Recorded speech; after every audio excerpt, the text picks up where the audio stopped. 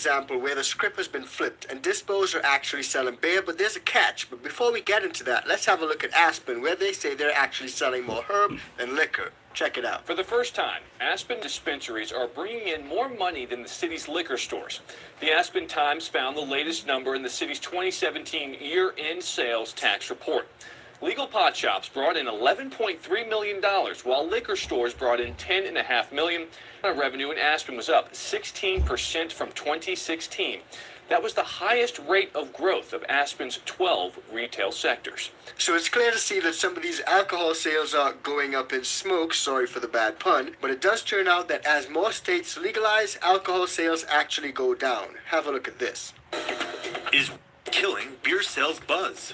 According to Cohen and Company, researchers found that in states where is legal, beer sales are drying up.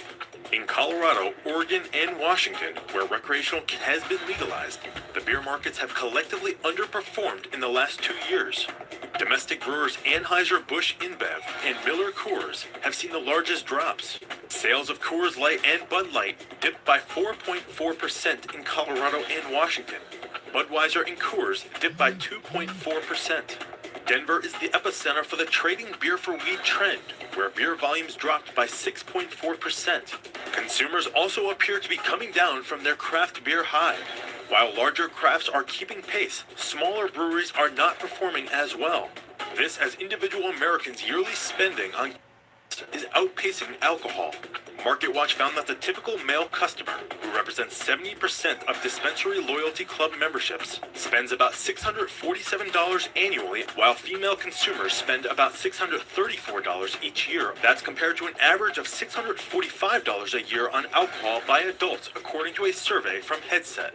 The growing trend of choosing over alcohol is expected to continue to rise as more states jump on the cannabis money train. So as you guys can see, sales of herb are outpacing sales of alcohol, and a lot more people are actually using the herb on a daily basis compared to alcohol. And that's probably why this dispo over in Colorado is actually selling beer, but it's not alcoholic beer. Check it out. Dispensaries around the state are going to soon start selling beer. It's a new recipe from the creator of Blue Moon. Hopes it's going to be just as successful.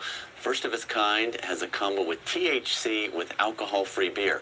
Jamie Leary live in Arvada, and Jamie, this is about ready to hit the shelves. It really is, and this is the top secret location where Saria Brewing created this beer recipe, but the beer, that's only half of it, and today we were able to visit the spot where they infuse it with tea and are currently prepping it for shelves. Cannabis pro omnibus, cannabis for the people. Keith Villa could be retired by now. Instead of becoming a people doctor, I became a beer doctor, went to Belgium, got my doctorate. A good thing because he created Blue Moon. Everything from the brand to the recipe. But Keith didn't want to stop there. This is the Napa Valley of craft beer, so what better place to have a beer made with cannabis? He created Syria and then partnered with Keith, a company that specializes in THC-infused drinks. This is where the infusion happens. The pairing with beer is the first of its kind. Never thought it was going to happen this quick or within my lifetime being a professional in this, so I'm just super excited to be a part of it. So what about the actual taste? You actually thought you were drinking beer. Beer without the alcohol and around 64 calories. The total amount of THC, 5 milligrams.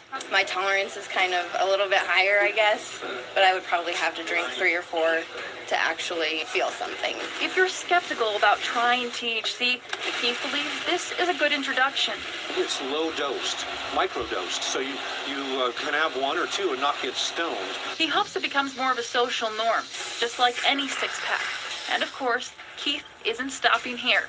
He has more plans for beer and THC. I like to get out in the beer world and change the course of beer history. The Belgian-style brew is expected to hit the shelves before the new year. Keith also plans to release a 2.5 milligram lager as well as a 10 milligram IPA. So as you guys can see, Big Pharma is trying to get in, but also Big Bear is trying to get in. And I'm not talking about Big Bear, Brother Bear. I'm talking about Big Alcohol Bear, IPAs and craft brews. They're trying to get in as well. But what they're doing is actually trying to promote some alcohol-free products that are actually THC infused. So it's pretty interesting. Now, they're not the only one trying to get in on this model, as also states like New Hampshire are trying to use this model when it comes to legalization. Have a look. New Hampshire is moving a step closer to legalizing. State lawmakers agreed to study a new plan for selling recreational, kind of the way they sell alcohol, and